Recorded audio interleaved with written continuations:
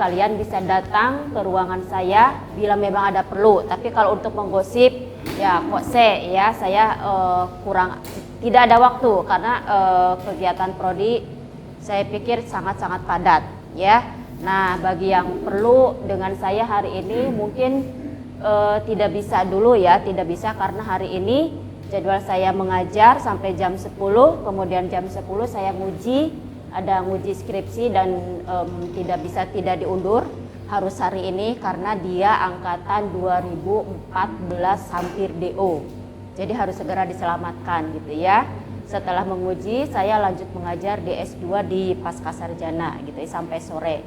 Jadi nampaknya kalau mau bertemu dengan saya untuk konsultasi atau untuk apapun di pagi hari ini belum bisa, maaf ya. Besok bisa di pagi hari gitu ya. Oke. Kemudian yang kedua yang ingin saya sampaikan, tadi begitu masuk ruangan sini seperti pasar, ya kan, rame, pasar ikan gitu ya, rame seperti sedang ada kegiatan tawar menawar, ya merasa nggak? Merasa, tapi saya inginnya langsung menegur, tapi saya diamkan dulu. Ya, mungkin kalian belum pernah kan? Kalian belum pernah namanya kuliah baru kali ini, kemudian melepas rindu sama teman-teman. Bahkan tadi lupa peraturan prokes tidak boleh salim-saliman dengan tapi auto tadi itu ya, auto pada saliman karena apa? Kangen gitu ya. Ya lah, semoga insya Allah kalian sehat semua, ya kan? Sehat semua, buktinya bisa berangkat ke ruangan ini gitu ya. Nah, ya sekaligus mengingatkan, nah besok-besok kalian sudah besar kan? Kalau masuk ruang kuliah, please ya tutup mulut. Kalaupun mau rame, ya jangan rame banget lah gitu ya. Apalagi kalau sudah ada dosen, ya. Jadi berusaha bisa menempatkan diri, ini sudah masuk ruang kuliah, ya. Karena kalau kadang ada dosen yang misalnya dia tidak akan memberitahu ke mahasiswa, dia tidak akan memulai perkuliahan kalau kalian tidak diam. Ada yang model begitu, ya kan? Itu model orang yang betul-betul menganggap kalian sudah gede. Tapi ada juga yang model dosen yang begitu masuk kelas kalau rame langsung gitu ya, mengingatkan. Itu modelnya direktif, gitu ya. Ya ada plus dan minusnya. Yang suka atau terbiasa dengan model direktif, mungkin Anda berpikir, terima kasih sudah diingatkan, ya kan? Tapi ada juga yang model tidak suka. Saya tidak suka ditunjuk-tunjuk, diperintah-perintah, gitu ya. Makanya harus tahu diri, ya. Harus tahu dirinya gimana. Begitu masuk kelas, keep, ya. Jadi ya memang harus itu etikanya, etika masuk ruang kuliah, gitu ya. Kemudian yang ingin saya sampaikan juga, ketika sudah masuk ruang kelas atau ketika sudah terjadi diskusi, proses diskusi, tolong peraturan ini one voice rule. Apa artinya? Siapa yang tahu? One voice rule, apa artinya? One artinya apa? Satu, voice suara, rule aturan. Jadi kalau diterjemahkan apa? Aturan satu suara. Pernah mendengar sebelumnya? Pernah mendengar? Lah barusan just now? Nah, berarti sudah ya. Kalau dalam bahasa Inggris kan just now termasuk pasif ya, past tense ya, sudah lewat. Berarti, nah ini one voice rule tolong dijunjung tinggi. Apa maksudnya one voice rule? Siapa yang tahu? Aturan satu suara. Ada yang tahu? Ya karena baru dengar barusan ya. Jadi one voice rule itu ketika kalian sudah masuk kelas, please dalam sebuah kelas itu izinkan hanya ada satu suara. Seperti sekarang, yang ada hanya suara saya saja. Wah kalau begitu Bu tidak boleh diskusi, bukan tidak boleh diskusi, ada saatnya. Ya, begitu juga ketika proses diskusi, ada yang bertanya, ya hormati yang bertanya itu. Diam, dengarkan, perhatikan. Gitu ya, jadi diapresiasi.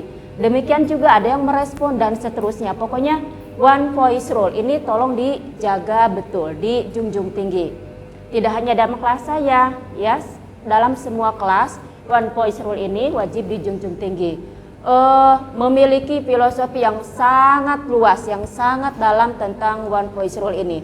Yang pertama, belajar menghormati yang sedang berbicara.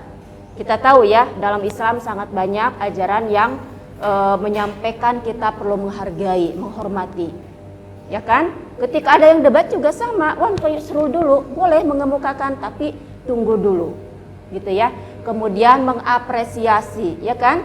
Mengapresiasi mereka yang memiliki pendapat, yang punya ide, ya. Nah itulah filosofi dari one voice rule. Selain itu tentu saja untuk menegakkan atau membiasakan kebiasaan baik, disiplin positif, itu ya. Jelas ya. Jadi sekali lagi one voice rule mari kita sama-sama terapkan dalam pembelajaran kita, baik secara luring maupun secara daring, ya. Kalau secara daring relatif aman saya kira ya. Biasanya kalau secara luring gitu ya, nah itu yang biasanya muncul kayak gitu ya.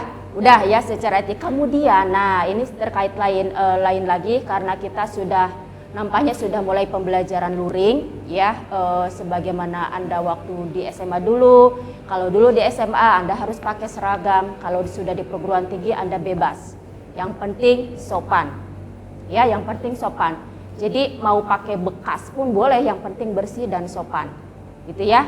Kemudian untuk sepatu harus sepatu tertutup. Boleh gabung sepatu sandal? Mungkin di beberapa kelas, beberapa dosen tidak boleh. Tapi di kelas saya boleh. Biasanya perempuan ya. Bu, saya pengen stylish gitu ya. Boleh gak pakai sepatu sandal? Boleh. Ya, dengan catatan yang dipakai sepatunya, bukan sandalnya. Paham? Jelas gak? Yang dipakai sepatunya, bukan sandalnya. Gimana penjelasannya? Ada yang bisa membantu saya? Sepatu, ada yang pakai sepatu sandal? Untuk contoh? Oh saya nggak ada ya. Hari pertama biasanya disiplin, ya. Ya sepatu sandal itu biasanya gimana Mbak? Contoh sepatu sandal itu? Hah? Bagian depannya tertutup, ya kan? Belakangnya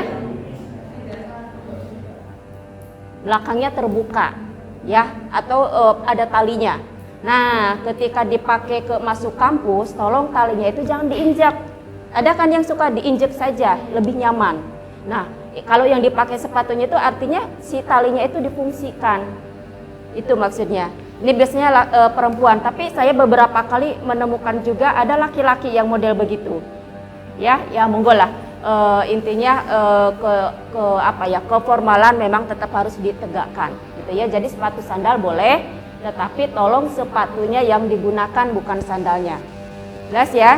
Oke. Kemudian ya saya pikir untuk model baju yang seperti apa ya monggo lah, bebas ya, bebas. Yang penting syar'i, sopan gitu ya. Boleh gak Bu pakai jeans, celana jeans, masih debatable ya.